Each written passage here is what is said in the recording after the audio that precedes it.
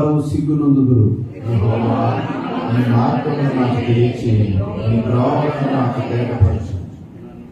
నన్ను నీ సత్యమును అనుసరింపజేసి నాకు ఉపదేశము చేయుము. నీవే నా రక్షణకర్తవైన దేవుడవు. దినమెల్లా నీ కొరకు కనిపెట్టుచున్నాను.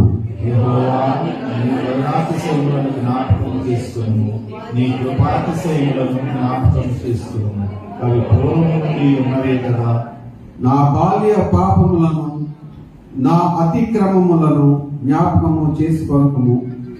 యెహోవా నీ కృపను బట్టి నీ దయ చొప్పున నన్ను జ్ఞాపకములో ఉంచుకొనుము.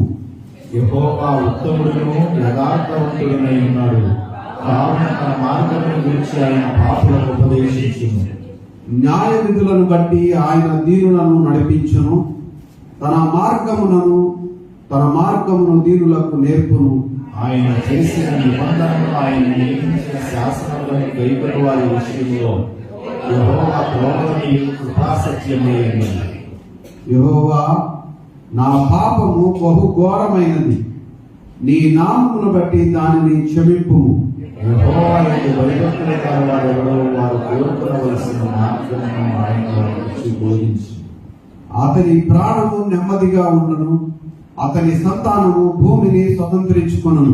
యెహోవా మర్మము ఆయన యందు భయభక్తులు గల వారికి తెలిసి ఉన్నది. ఆయన తన నిబంధనను వారికి తెలియజేయును. నా కనుదృష్టి ఎల్లప్పుడూ యెహోవా వైపునకే తిరిగి ఉన్నది. ఆయన నా పాదములను వలలో నుండి విడిపించును.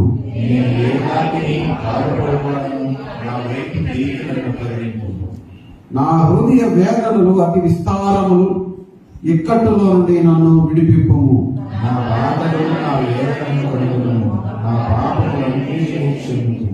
నా శత్రువులను చూడుము. వారు అనేకులు. క్రూర ద్వేషముతో వారు నన్ను ద్వేషించుచున్నారు.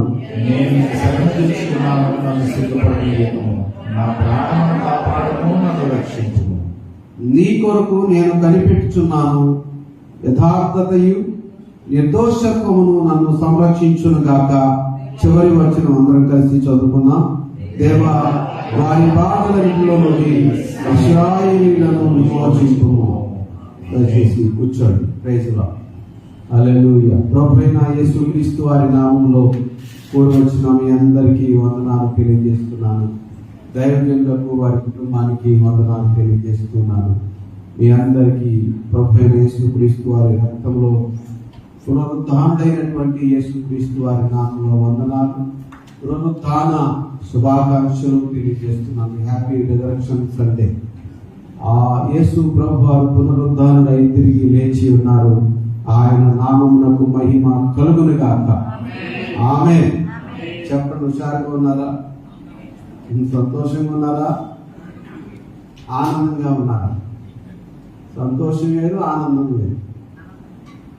నీవు నన్ను హృదయానందముతో, పూర్ణమైనటువంటి సంతోషముతోనూ హృదయానందముతోనూ నీవు నన్ను నింపుతావు అని ప్రభువు సెలవిస్తున్నారు. పరిపూర్ణమైనటువంటి సంతోషము, సమాధానము, నిత్యానందము, హృదయానందము, పరిపూర్ణమైనటువంటి ఆయన కృపతో నింపి మనలను పునరుద్ధారుడైనటువంటి యేసయ్య మనల్ని ఆనందింపజేసి నడిపిస్తారు. ఆమేన్. హల్లెలూయా. హల్లెలూయా. చాలా మంది, నేను ఈరోజు కీర్తన బాగా నేను వివరించట్లేదు, కానీ కొన్ని మాటలు నేను తెలియజేస్తాను. తర్వాత దైవజనులు వాక్యం అందిస్తారు. వాక్యం నేను అందించడం లేదు, కానీ దైవజనులే వాక్యం అందిస్తారు. కాబట్టి చాలా జాగ్రత్తగా మీరు కొద్దిసేపు వినండి.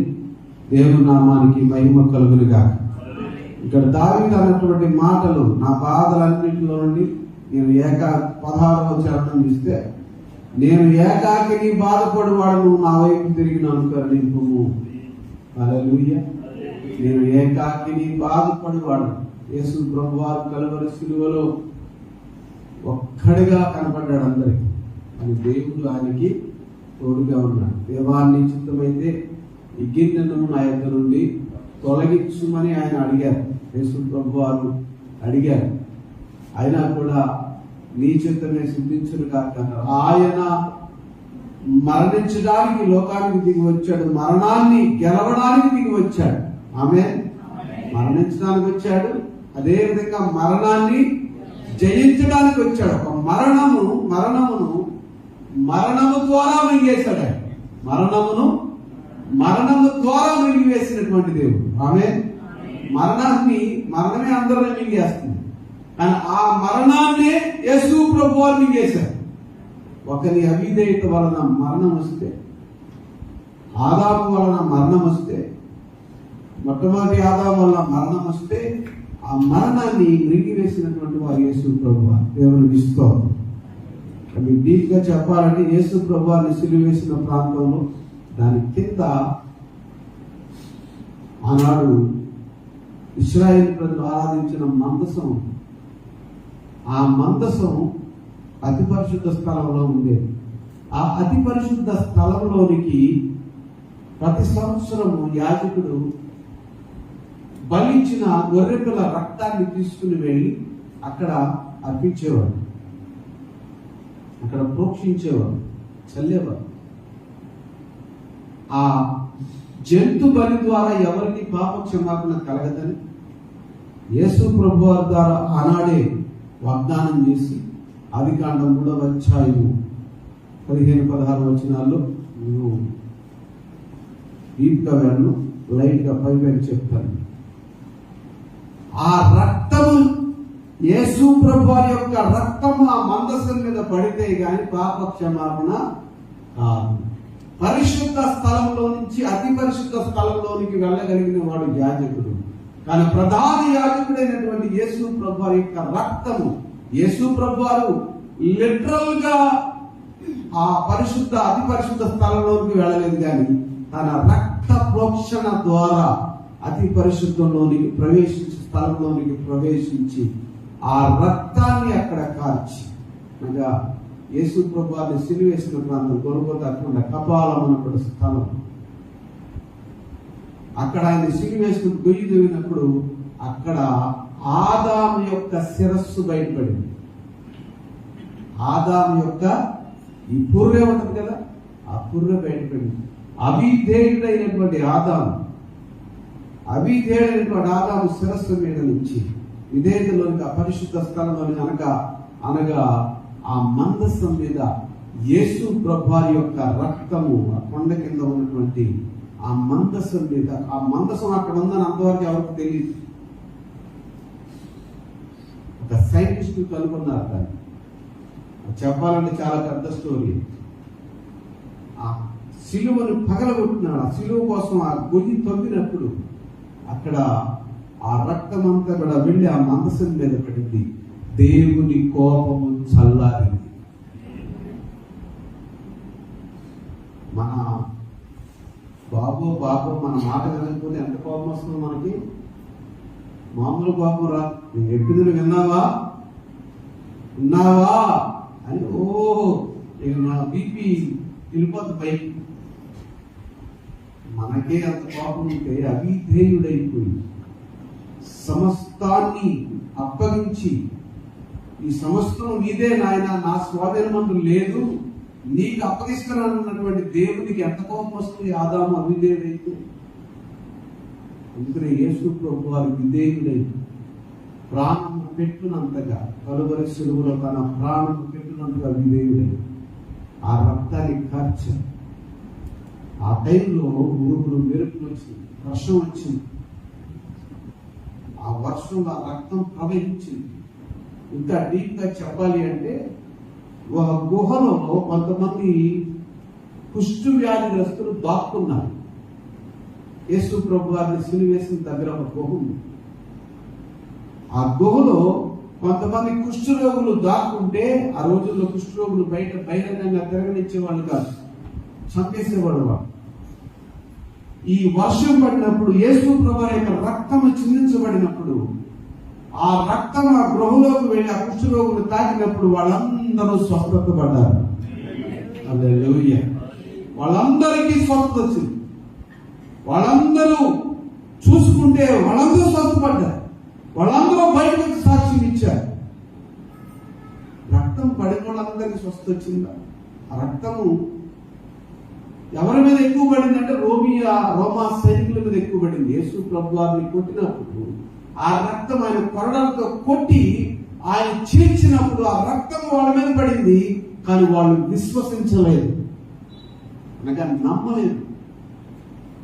ఎప్పుడు నమ్మారు? ఆయన కలువరి శిలువలో ప్రాణం విడిచినప్పుడు, భయంకరమైన ప్రళయం వచ్చినప్పుడు ఆ ప్రళయంలో వాళ్ళు నమ్మారు. పునరుద్ధానుడై బండను తొలగించుకొని బయటకు వచ్చినప్పుడు నమ్మారు. వాళ్ళు సాగిలి పడ్డారు కదా, బండను సీల్ వేశారు. రోమా ప్రభుత్వం సీల్ వేసింది. పునరుద్ధానం కాకూడదని వీళ్ళు, ఆ వంచకుడు నేను వేస్తానని చెప్పాడు కాబట్టి మీరు సీలు వేయాలంటే గవర్నర్ చేత సీలు వేయబడింది సమాధి మీద. యెరూషలేములో నేను చూశాను ఖాళీ సమాధి. ఎక్కడ ఖాళీ సమాధులు లేవు, ఒక్క యెరూషలేములో యేసయ్య సమాధి తప్ప. హల్లెలూయా, హల్లెలూయా. ఆయన సమాధిని గెలవడానికి, అనగా మరణాన్ని గెలవడానికి, మరణాన్ని మృంగివేయటానికి, అవిధేయతైనటువంటి మరణాన్ని మింగివేయడానికి చాలా మంది ఇప్పటి వరకు కూడా చాలా మంది ఏదో అనుకుంటున్నారు. కానీ ఏదో కాదు, విజయాన్ని ఇచ్చినటువంటి దేవుడు ఆయన, మరణాన్ని గెలిచినటువంటి దేవుడు ఆయన, మరణాన్ని మృంగివేసినటువంటి దేవుడు ఆయన. ఆయన నామానికి మహిమ కలుగునిగా. ఆ మరణంలో ఏముంది? ఆ మరణంలో విజయం ఉన్నది. మరణంలో మృత్యువు మీద విజయం ఉన్నది, పునరుద్ధానం ఉన్నది. యేసు ప్రభు రక్తములో క్షమాపణ ఉన్నది, ఆయన రక్తములో ఆశీర్వాదం ఉన్నది, ఆయన రక్తములో స్వస్థత ఉన్నది, ఆయన రక్తములో పునరుద్ధానం ఉన్నది. ఆమేన్. ఆయన రక్తాన్ని సైంటిస్టులు చెక్ చేస్తే ఇప్పటి వరకు దాంట్లో మరణం అనేది లేదు. మరణం అనేది ఆ రక్తంలో, మరణం జీవించి ఉన్న రక్తం. చాలా పెద్ద సబ్జెక్ట్ అది చెప్తే. జీవించి ఉన్న రక్తం చెక్ చేసుకోవచ్చు, తర్వాత ఇంటర్నెట్ లో చాలా అందుబాటులో ఉండేవి. ఆ మరణంలో ఆ రక్తాన్ని, మా రక్తంలో మరణం అనేది లేదు. అది కూడా మళ్ళీ స్త్రీకి సంబంధించినటువంటి రక్త కణాలు ఉంది, పురుషుకు సంబంధించిన రక్త కణాలు లేవు. దేవునికి స్తోత్రం, హల్లెలూయా. మరణాన్ని మింగివేయడానికి, మరణాన్ని గెలవడానికి మనుషుడు మరణాన్ని తీసుకుని వస్తే యేసు ప్రభు వారు ఆ మరణాన్ని గెలిచి జీవాన్ని తీసుకుని వచ్చారు. దేవునికి స్తోత్రం. కొన్ని మాటలు నేను తెలియజేస్తాను. మార్కు సువార్త 27:62 2-3 మాటలు తెలియజేస్తాను. 27:62 చూడండి ఒకసారి. ఆయన నిజంగా లేడు, ఆయన లేచి ఉన్నాడు. హల్లెలూయా, హల్లెలూయా. చదవండి ఆ మాటలు.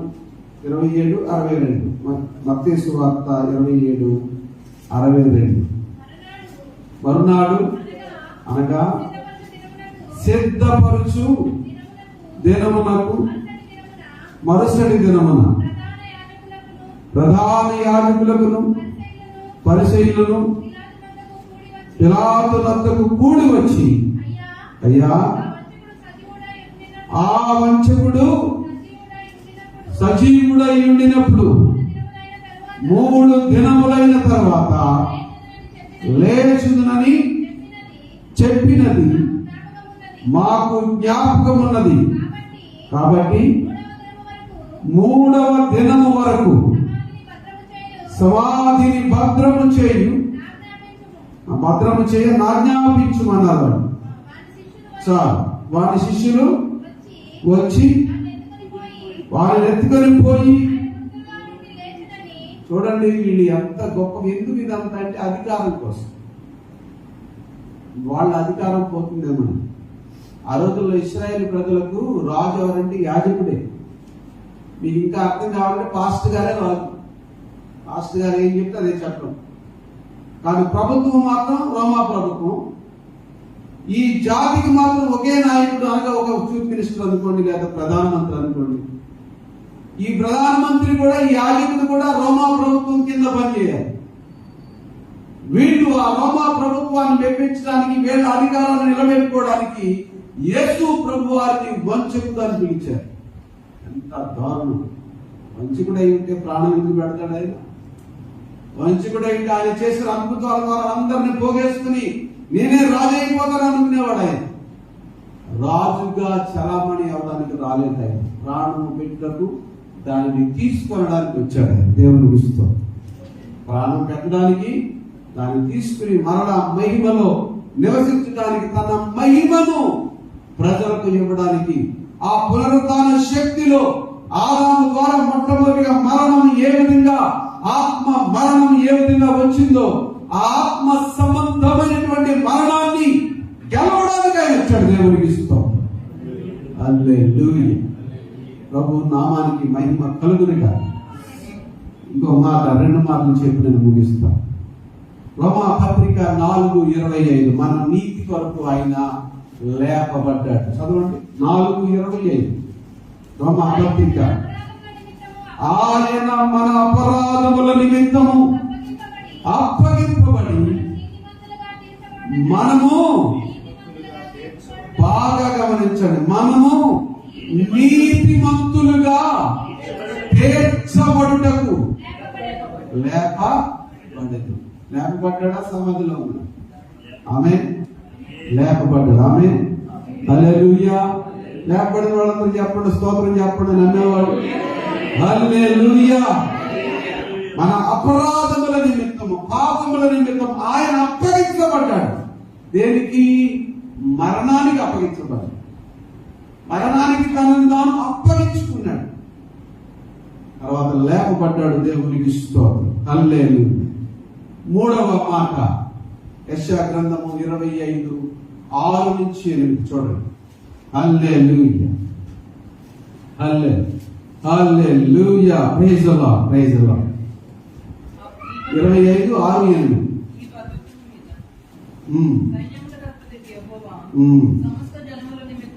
సమస్త జనముల నిమిత్తము కోపిన వాటితో విందు చేయును.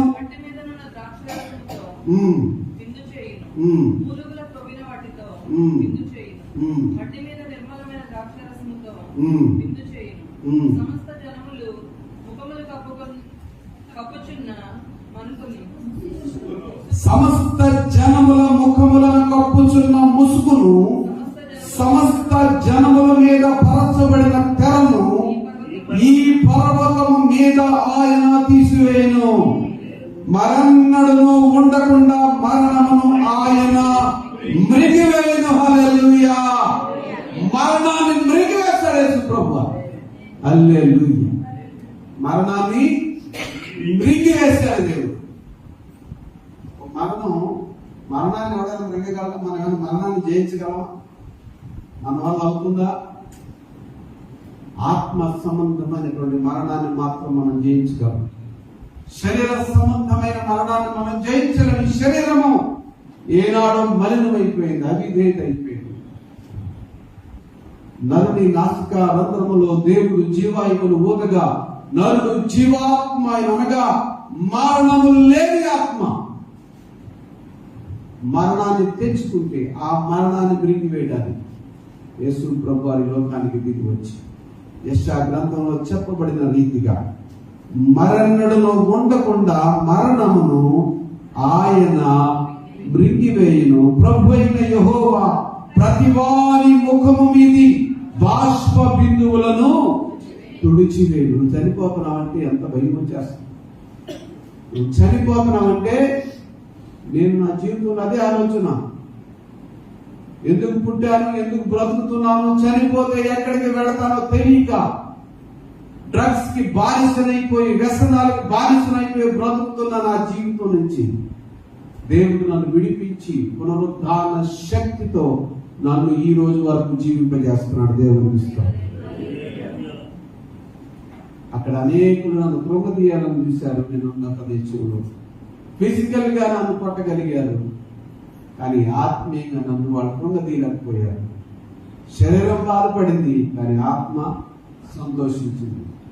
జనులు మిమ్మల్ని దూషించినప్పుడు, మీ మీద చెడ్డ మాటలు పలుకున్నప్పుడు, మిమ్మల్ని హింసించినప్పుడు మీరు సంతోషించండి, పరలోకంలో మీ ఫలము అధికమవుతుందని సెలవించిన రీతిగా 4.5 గంటలు పోలీస్ స్టేషన్ లో డిస్కషన్ నడిచింది. నీకంటే ఎక్కువగా నేను చదివాను, నీకంటే ఎక్కువగా నేను అన్ని రకాలుగా చూశాను. ఎవరు నిలబడ్డారో తెలుసా? అన్యులు వచ్చి నిలబడ్డారు నా కోసం. 50 మంది ఎక్కడి నుంచి వచ్చారు కదా, కాలు చుట్టూ నిలబడిపోయి ఎప్పుడైతే అర్థం ఫస్ట్ అని కొట్టారు వాళ్ళు, అర్థం బాగా కొట్టేదానికి అందరూ వచ్చేసారు. చుట్టుపక్కల ఉన్న వాళ్ళందరూ వచ్చేసి నిలవబడి, నాకు ఎవరు లేరు, చుట్టాలు లేరు, బంధువులు లేరు, స్నేహితులు లేరు, ఎవరు లేరు. దేవుడు వెళ్ళమన్నాడు, వెళ్ళారు. దేవుడే వాళ్ళందరినీ తీసుకొచ్చాడు. పోలీస్ స్టేషన్ వరకు వచ్చి నాకు అనుకూలంగా సాక్ష్యం చెప్తే వాళ్ళ మీద కేసు పుటప్ చేసి అటెంప్ట్ మర్డర్ కేసు పెట్టి 10 సంవత్సరాలు జైలు వేస్తానని సిఐ చెప్తే ఒకటే మాట చెప్పారు, వాళ్ళని క్షమించి వదిలేదు. క్షమించగలమా? పునరుద్ధానుడైనటువంటి యేసు ప్రభువు శక్తిని అనుభవిస్తున్నాము అంటే క్షమించగలిగిన మనస్సు మనము, ఆయన మనసు క్రీస్తు యేసునకు కలిగిన మనసును మనకు లేకపోతే ఆ పునరుద్ధాన శక్తిని నీ జీవితంలో అనుభవించాలి. నీ జీవితంలో అనుభవించాలి అంటే ఏం చేయాలి? ఆ పునరుద్ధాన శక్తిని అనుభవించాలి. పునరుద్ధానంలోనికి అనగా మరణాన్ని జయించి ఆత్మ సంబంధమైనటువంటి మరణాన్ని జయించాలి అంటే ఆయనను నువ్వు కలిగి ఉండాలి. సిఐ అన్నాడు, హైకోర్టు లాయర్ వచ్చాడు, వేరేదో పనులు వస్తే ఆయన అన్నాడు, మీ మీద వీళ్ళు దాడి చేశారు, దీన్ని అనేక రకాలుగా తిప్పవచ్చు దీన్ని అన్నాడు. ఒకటే చెప్పారు. నేను కొట్టమంటారని అడిగారు. కొట్టాలంటే నేనే కొట్టేవాడు. నేను కొట్టే స్థితి నుంచి కొట్టించుకునే స్థితికి వచ్చాను. నేను నా జీవిత సాక్ష్యం చెప్పాను. 8 మంది హయ్యర్ ఆఫీసర్స్ సాక్ష్యం ఉన్నారు అక్కడ. ఆ లాకప్ లో ఉన్నటువంటి ముద్దాయిలు ఎవరు ఉంటారు కదా, వాళ్ళు విన్నారు. ఎలా క్షమిస్తారండి అన్నాడు. యేసు ప్రభువుని బట్టాను, నన్ను బట్టి కాదు. నేనైతే వాళ్ళని క్షమించను. యేసు ప్రభువుని బట్టి నా జీవిత విధానమే వేరు అని చెప్పి నా సాక్ష్యం చెప్తే వాళ్ళందరూ స్టన్ అయిపోయారు. మన జీవితం దేవుని యొక్క శక్తిని మన జీవితంలో అనుభవించాలి అంటే ఏం చేయాలి? ప్రేమించడం, క్షమించడం నేర్చుకోవాలి. మీ అందరూ ప్రార్థించారు, మీ అందరి ప్రార్థనలు నాకు తోడుగా ఉన్నాయి. నేను అక్కడికి వెళ్ళిన దగ్గర నుంచి మీరు అందరూ ప్రార్థిస్తూనే ఉన్నారు. మామూలుగా నేను కోప్పడేవాడిని, కానీ ఆ రోజు ఒక్క మాట కూడా రోడ్డు మీద నేను మాట్లాడలేదు. మాటలు రాలేదు. దేవుడు ఇక్కడ పట్టుకున్నారు, పేగు నొక్కేశారు, ఇద్దరు పట్టుకుని గబగబ గుర్తేశారు. ఒకడు రాయి తీసుకుని అర్థం బాగా పెట్టాడు. అర్థం పగలగొట్టడం మంచిదే, కారు అర్థం బాగా పెట్టారు. కారు గుద్దారు. ఆ టోల్గేట్ దగ్గర ఆరు పడుతుంటే ఏంటో లేకుండా సైడ్కి తీసే కారు మీద వచ్చి కారు గుద్ది పట్టుకుని ఇచ్చేసారు. తర్వాత అక్కడ ఉన్న వాళ్ళే పోలీసులకు ఫోన్ చేస్తే పోలీసులు వచ్చి తీసుకెళ్ళారు. ఎవరు కూడా హాని చేయకుండా వీళ్ళందరూ ఇంకా పట్టుకుంటా వీళ్ళు నిలబడ్డారు దేవుని కొరకు. అంతకుముందు వారే ప్రభు నాతో మాట్లాడాడు, నువ్వు దేనికి భయపడదు, ఇక్కడ నాకు బహుజన సమూహం ఉంది, ధైర్యంగా ఉండు, సువార్త ప్రకటించని చెప్పి ప్రభు మాట్లాడిన నెక్స్ట్ వీక్ లోనే అది జరిగింది. ప్రభు ముందే నన్ను హెచ్చరించారు, ఏదో జరగబోతుంది, అర్థమైపోయింది నాకు, ఏదో జరగబోతుంది, ఇంకా ఎక్కువ ప్రార్థించారు. ప్రార్థన చేసి దేవుడు వాళ్ళందరూ నిలబెట్టారు నా కొరకు. వాళ్ళందరూ స్టేషన్కి వచ్చారు. వాళ్ళు నా బంధువులుగా దేవుడు చెప్తారు, పాస్టర్ అన్నది ఎవరున్నారని వెళ్ళారు, ఎందుకు వెళ్ళావు అక్కడికి, ఏం పోయే కాలం వస్తుందని వెళ్ళారు అక్కడికి, ఇప్పుడు అంతా బాగానే ఉంది కదా అని ఫోన్ చేసి మాటల్లో నేను హర్యానాలో ఉన్నాను, ఇంటి హర్యానాకి వెళ్ళిపోయావాడిని.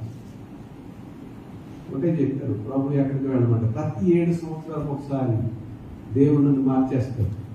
మరి అక్కడ ఎంతకాలం ఉంటారో నాకు తెలియదు, 7 సంవత్సరాలు ఉంటానో ఎంతకాలం ఉంటానో నాకు తెలియదు. దేవుడు ఉన్నంత కాలం ఉండి ఆయన సువార్త పనిచేయడం సువార్తికుని. నేను ఒక సంఘంలో ఉండేటువంటి కాపర్ని కాదు, మీకు తెలుసు.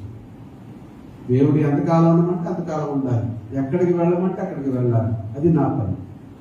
అది ఏ ప్రాంతమైనా సరే దేవుడు చూసుకుంటాడు. దేవుడు వెళ్ళమన్నాడు, దేవుడు తీసుకుంటాడు. ఒకటే చెప్పాను అక్కడికి వెళ్ళేటప్పుడు, నాతో మాట్లాడటం కాదు ప్రభు, వేరే రాష్ట్రం, మరి భాష రాదు నా భార్యకి. నేనంటే భాష హిందీ మాట్లాడతాను, నాకు 5 భాషలు. నా భార్యతో కూడా ప్రభు మాట్లాడాడు, సుభాషణతో పంపించాడు.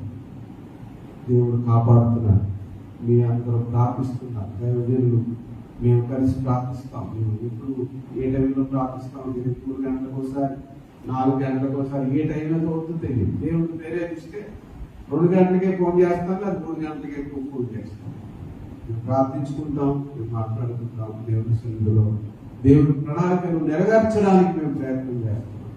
కాబట్టి మరణాన్ని మింగి వేసినటువంటిది మరణం ఇంక లేదు. ఇంక మనకి మరణం అనేది లేదు. ఏ మరణం? ఆత్మ సంబంధమైన మరణం. శరీర సంబంధమైన మరణం ఉంది, కానీ ఆత్మ సంబంధమైన మరణం మనకి లేదు. కొంతమంది కొన్ని ఆశీర్వాదాలు ఉన్నాయి, కానీ మనకి 2 ఆశీర్వాదాలు, డబుల్ బ్లెస్సింగ్. ఇష్మాయేలుకి 1 ఆశీర్వాదమే, లోక సంబంధమైన ఆశీర్వాదం. కానీ ఇస్సాకుకి 2 ఆశీర్వాదం, ఆత్మ సంబంధమైన ఆశీర్వాదం, లోక సంబంధమైన ఆశీర్వాదం. 2 ఆశీర్వాదాలు దేవుడు మనకి ఇచ్చాడు.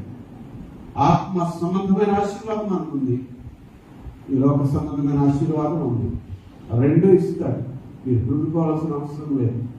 అప్పగించుకోండి. పునరుద్ధారణమైనటువంటి ఆ పునరుద్ధాన శక్తిని అనుభవించడానికి మిమ్మల్ని మీరు తగ్గించుకోండి. మనం తగ్గించుకోండి, మనం అప్పగించుకుంటే దేవుడు ఏం చేస్తాడంటే ఆ 2 ఆశీర్వాదాలు మనకి ఇస్తాడు. దేవునికి ఇస్తాడు. హల్లెలూయా. మీ అందరు ప్రార్థించిన మీ అందరికీ వందనాలు. దైవజనులకు మీ అందరికీ కూడా హృదయపూర్వకంగా వందనాలు తెలియజేస్తున్నాను. Thank you so much. Keep praying. ప్రార్థించండి.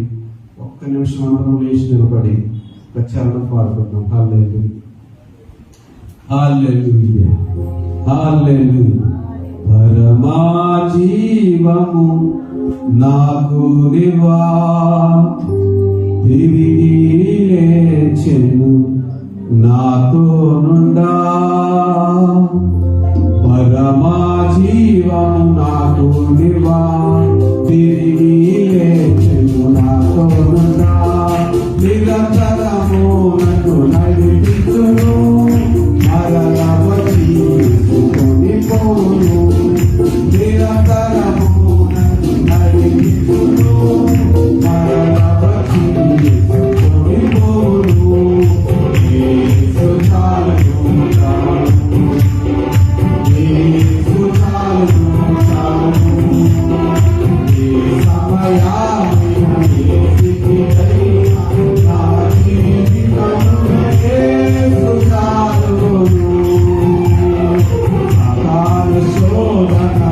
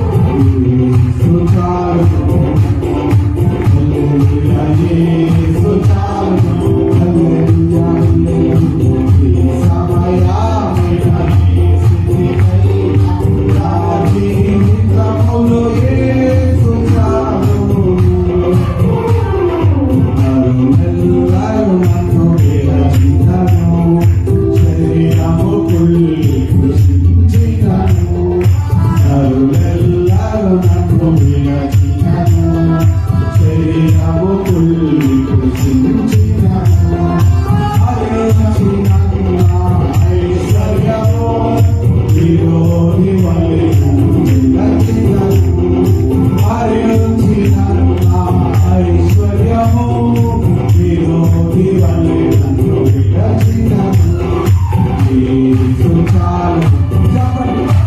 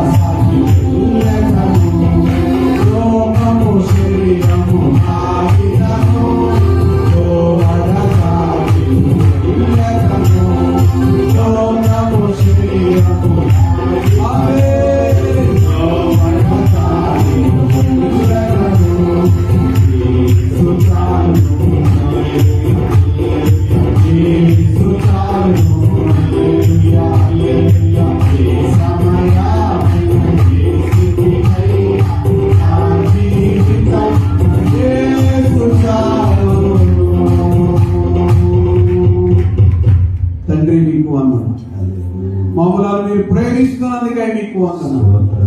మమ్మలను కాపాడుచున్నందుకై మీకు వందనాలు. మీ పునరుద్ధాన శక్తి బలము చేత మమ్మల్ని ఆశీర్వదించినందుకై మీకు వందనాలు. బలపరిచి నడిపిస్తున్నందుకై వందనాలు. మీ పునరుద్ధాన శక్తిని మేము అనుభవించాం. మీ పునరుద్ధాన బలమును పొందుకోవడానికి కావలసిన మీ ఆత్మ అభిషేకం యేసుక్రీస్తు వారి నామములో మాకు అనుగ్రహించబడునుగాక. మీ బిడ్డలందరికీ అనుగ్రహించబడునుగాక. మీ చిత్తానుసారముగా జీవించడానికి తీర్మానం చేసుకున్న మాకు మీ ఆత్మ సంబంధమైన ఈ లోక సంబంధమైన ప్రతి ఆశీర్వాదము కలుగునుగాక. నజరేయుడైన యేసుక్రీస్తు వారి నామములో సమస్తము వెలచెల్లబడింది. Everything is paid. నువ్వు చింతించవలసిన అవసరం లేదు. మేము చింతించవలసిన అవసరం లేదు అని నేను సెలవిస్తుంది. యేసుక్రీస్తు వారి ద్వారా పరిశుద్ధాత్మ శక్తితో మీరు మాకు అనుగ్రహించిన ప్రతి ఒక్క ఆశీర్వాదమును బట్టి, శాంతిని బట్టి, సమాధానమును బట్టి మీకు వందనాలు చెల్లిస్తూ నా కొరకు ప్రార్థిస్తున్న ప్రతి కుటుంబాన్ని మీరు ఆశీర్వదించండి. ఈ సంఘమును